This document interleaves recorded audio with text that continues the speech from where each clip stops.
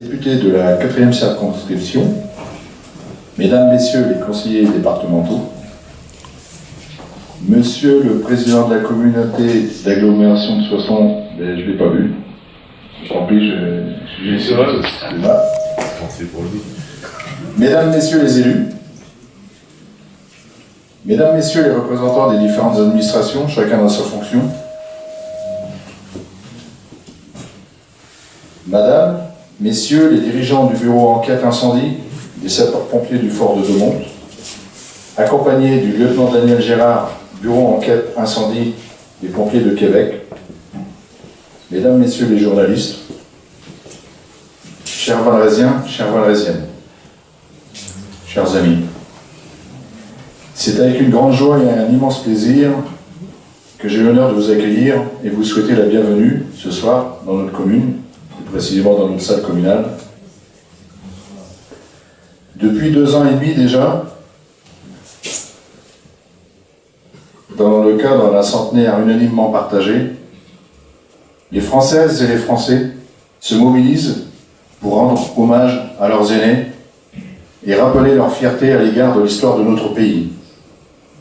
Bien que le temps nous éloigne de cette guerre, le centenaire mêle intimement mémoire familiale et mémoire nationale. Il permet de mettre en honneur le courage de nos soldats, de rappeler la force de la République qui jamais ne plia et du triomphe de ses valeurs. Rappeler aussi la souffrance de la population, dans chaque commune, dans chaque famille, dans chaque foyer. Vorzy, comme d'autres communes, n'échappe pas à ces horreurs et brutalités, mais parfois aussi humanité. Le conseil municipal et moi-même avons décidé, avec Joël Lévesque, directeur des éditions à Contresens, et l'écrivain Pierre Comène,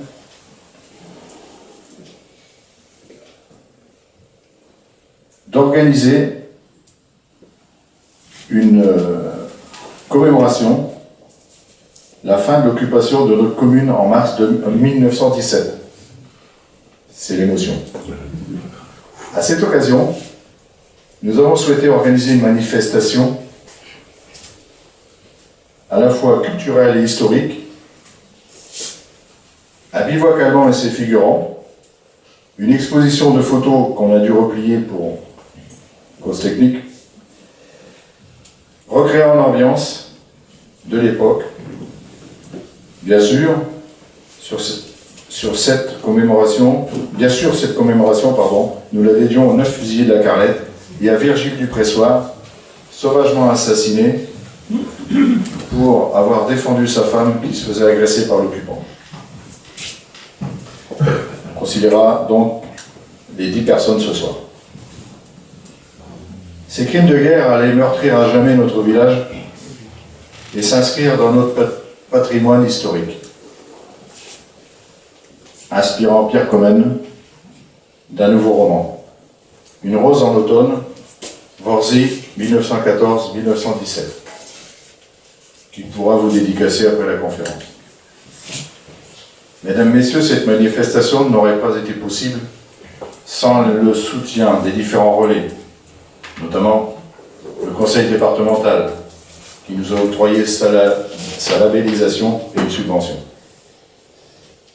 Le soutien de la mission du centenaire à l'échelon national, nous attribuant la labellisation, nous permettant ainsi l'octroi d'une subvention. Merci à Françoise Lévesque, notre maquettiste, à Joël Lévesque pour leur aide à la gestion des flyers, des affiches, de la com. Merci à Pierre Comène pour son aide à l'expo photo. Merci à Gérard Desouches pour la mise à disposition des photos. Merci à M. Alain Crémont, maire de Soissons, pour son soutien logistique. Je remercie aussi M. Daniel Moitié, maire de Crouy, pour le transport de la popote. Important. Merci à Pierre Corneille, maire de Cuffy, pour les supports photos. Merci à M. Gilbert Lassala, directeur de l'école des gardes à cheval, pour la mise à disposition sur les 2 jours d'une équipe de garde à cheval. Gratuitement, bien sûr. Merci à tous les bénévoles qui nous ont aidés pour la mise en place de cette manifestation. Merci aux associations valrésiennes qui nous ont prêté les tentes, de bon augure bien sûr, vu le temps. Merci à la presse pour les différents articles parus dans les journaux. Un grand merci aux conjoints et conjointes des conseillers municipaux pour leur préparation culinaire artisanale qui devrait séduire vos papilles à l'issue de la conférence. Je vais donc maintenant m'arrêter là, il ne faut pas être trop long, surtout quand on est ému, finit par dire des bêtises. Je donne la parole à Joël Évêque, notre Mozart du Verbe, pour l'introduction de la conférence. Joël, c'est à toi.